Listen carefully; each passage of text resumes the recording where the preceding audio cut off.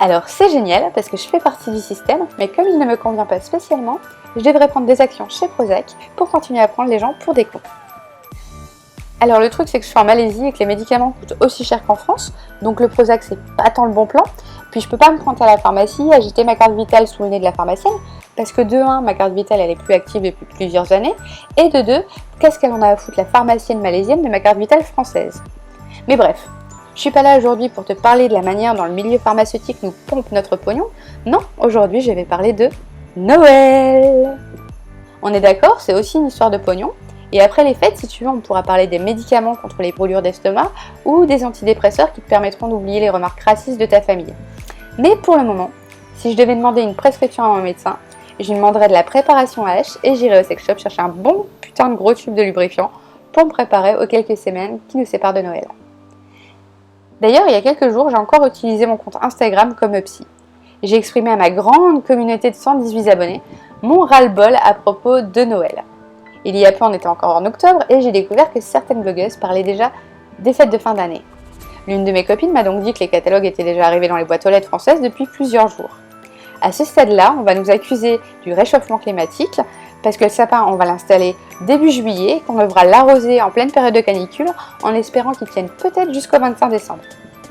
Nos cousins canadiens francophones à Montréal craignaient qu'on déplace Halloween à cause des intempéries, mais nous, on est quand même vachement plus cons qu'eux parce qu'on accepte qu'on déplace Noël sans aucune raison. Enfin, sans raison.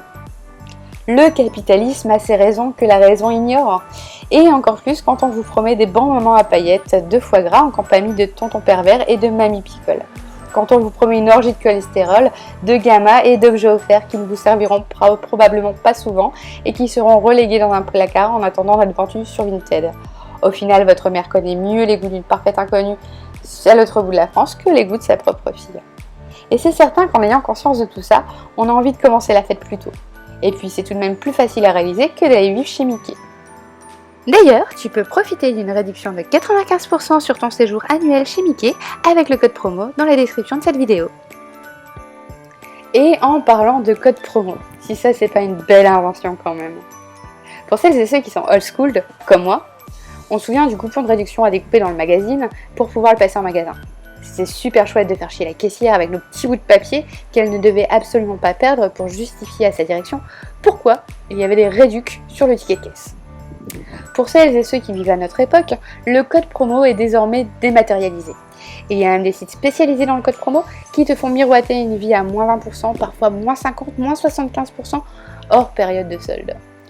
Ces sites ne sont pas les seuls à te proposer d'accéder à toutes tes envies de décoration, de voyage, de beauté ou encore d'assurance à petit prix. Les youtubeuses, les blogueuses, les instagrammeuses te proposent aussi des codes dans le genre nom du blog 50, pseudo insta 69. Et c'est génial parce qu'en plus de te faire bénéficier de super promotions pour préparer tes cadeaux de Noël, l'entreprise va pouvoir vérifier si la blogueuse a bien fait son taf en relayant à toutes les sauces le code promo pendant l'opération. Et dans cette histoire, tout le monde y gagne, c'est vrai. La blogueuse est payée à coups de lance-pierre pour ses résultats. D'ailleurs, à ce train-là, elle pourra offrir à son gosse une figurine Mickey dans 10 ou 15 ans. L'entreprise y gagne parce que tu feras peut-être tes achats sur son site. Et puis au pire, tu auras une image sympathique de l'enseigne. Et enfin, toi aussi tu es gagnant. Parce que tu feras quand même une économie de 20% sur un objet qui coûte en réalité 75% moins cher que le prix que tu vas payer. Mais alors pourquoi je te casse les couilles et les ovaires avec des codes promo en période de Noël si tout le monde y gagne? C'est vrai ça, pourquoi? C'est parce que je me suis dit que parler du réchauffement climatique alors qu'il fait moins de 10 degrés en France, c'était un petit peu de mauvais goût. Et en plus, je suis trop vieille pour ça. C'est un combat qui est réservé aux jeunes.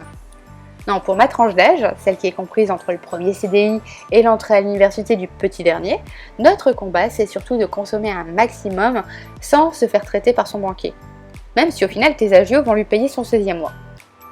Donc, bref, l'utilisation du code promo plus débuter tes achats de Noël encore plus tôt dans l'année te permettra de craquer ton slip tout en espérant que Tata Raymonde t'en offre un à Noël. Et entre fin octobre et le 25 décembre, il faudra bien faire avec un slip troué. Au pire, tu peux éventuellement faire passer ça pour une culotte fendue auprès de ton conjoint. Mais je suis pas sûre qu'il trouve ça ultra sexy. Outre la culotte fendue effet saucisson, il y a un autre perdant dans cette histoire. Si tu suis un petit peu mon blog ou encore mes autres réseaux sociaux, tu sais que le Made in France est un sujet qui me tient à cœur. Pour le coup, je ne vais pas te parler de la grosse enseigne de décoration qui fait fabriquer ses pieds de table en France et qui vend l'intégralité du meuble made in France alors que tout vient d'Indonésie. Non. Pour le coup, je te parle des petits créateurs français qui ont du talent à revendre, qui essaient de vivre de leur passion et ou de leur savoir-faire et qui, au final, peinent à joindre les deux bouts la plupart du temps. Le monde du créateur est assez mal connu dans l'absolu. On voit la créatrice sur le marché de Noël, on regarde son stand, on se dit que c'est joli, mais putain, 8 balles pour un pin, ça fait quand même bien mal au cul. On se dit qu'elle se gratte quand même au niveau des prix et qu'elle se fout bien de notre tronche. On se dit qu'elle pourrait faire un effort avec une promo, un prix spécial, parce qu'à pas loin de 10 balles le pins, 15 pour un mug, sous le sapin installé depuis juillet, on n'aura pas tant de cadeaux que ça. Vous passerez alors pour un radin et vos proches auront le sentiment que vous ne les aimez pas tant que ça. Tout ça à cause de la créatrice qui, en fait, n'a pas fait de promo sur son travail. Parce qu'après avoir déduit les charges sociales pour des droits auxquels elle n'aura probablement pas le droit, après avoir déduit les impôts divers et variés, mais aussi le coût des matières premières, au final, cette créatrice, elle bosse pour pas grand-chose. Donc forcément, dans ces conditions-là, offrir 20% de remise, ça devient très délicat. Même si ça vous permettrait d'avoir plus de cadeaux sous le sapin. Donc, et si je vous parle de tout ça, c'est pas parce que je n'aime pas Noël. J'aime l'idée de la famille, des amis, des bons moments passés ensemble et tout ça et tout ça. En revanche, même si cette fête a toujours relativement assumé son aspect commercial, j'ai l'impression que c'est de pire en pire et qu'on nous pousse toujours plus à consommer. On en a presque tous conscience et on aimerait bien tous faire autrement. Mais on a le sentiment d'avoir le cul coincé entre deux chaises. D'un côté, on a nos jolies valeurs et de l'autre, il y a un on indéfini qui nous fait croire qu'on prouvera notre amour à nos proches grâce à ce que l'on offre. Et pour moi, il y a une solution assez évidente à tout cela. En revanche, ça vous demandera de prendre un peu plus de risques.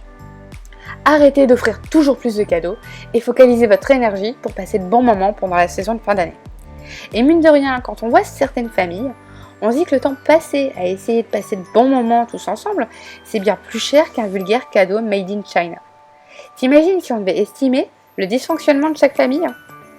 50 € par réflexion xénophobe de tonton, 15 balles par verre englouti par mamie, 7 balles à chaque fois que ton cousin se touche la nouille pendant le repas. Au bout du compte, même sans cadeau, sous le sapin, tu aurais été vachement généreux avec tes proches. Ce serait bien meilleur pour l'ambiance du réveillon et aussi pour ton porte-monnaie. Enfin bref, si tu veux me faire un cadeau de Noël qui ne te coûtera rien, je te propose de liker cette vidéo et de t'abonner à ma chaîne YouTube. Ce sera quand même un super bon plan. Allez, bisous!